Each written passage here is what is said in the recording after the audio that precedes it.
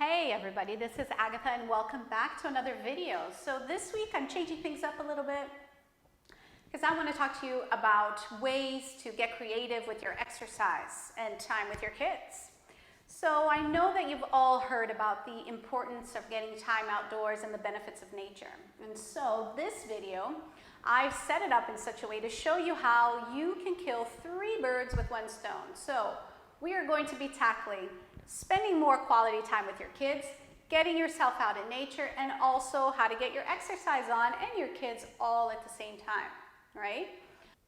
Let's start by talking a little bit about the benefits of going out in nature. So there's more and more research nowadays being conducted to show how powerful time in nature can be, from lifting your mood to helping calm you down, not to mention how it calms down your kids, and also on how it improves your immune system. So it can really give it a boost, and it will give it a boost that can last for weeks. So why not, right? Let's get out there. So I happen to live in a part of the world that rains a lot. So for us, we've just had to get really clever about good rain gear, good gear to go out in the cold, whatever it might be, because it doesn't matter what the weather is doing, I'm getting my kids outdoor. So in this video, I want to show you a little bit of what I do with my kids when we go outside, how I make use of creative use of parks and playgrounds and time in the woods. Hope you enjoy. If possible, get a head start on your exercise by walking or biking. We love to do little short circuit stations. This playground is fantastic, as you can see, because it has it already, but anything can become a circuit station. You can use stairs, you can use tree stumps, you can really do anything. And get your kids moving around, challenge each other, see who can do more, whatever it is that gets them going. If nothing else, you can always run suicides with them. And that's one of the things that gets my son's energy out, and he loves to do, especially if he thinks he can beat you.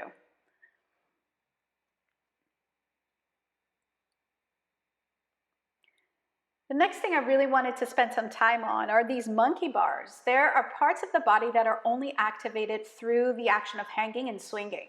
And it will lead to a good strength to weight ratio of the upper body, and it helps make your grip stronger. It promotes shoulder strength, improves posture, helps decompress the spine, and it can even help with pain. It's amazing to do. Now, ideally you're doing this as a kid. However, if you are learning this later on in life, there are steps that you need to take to get you to this point of being able to lift your feet off the ground and then eventually swinging.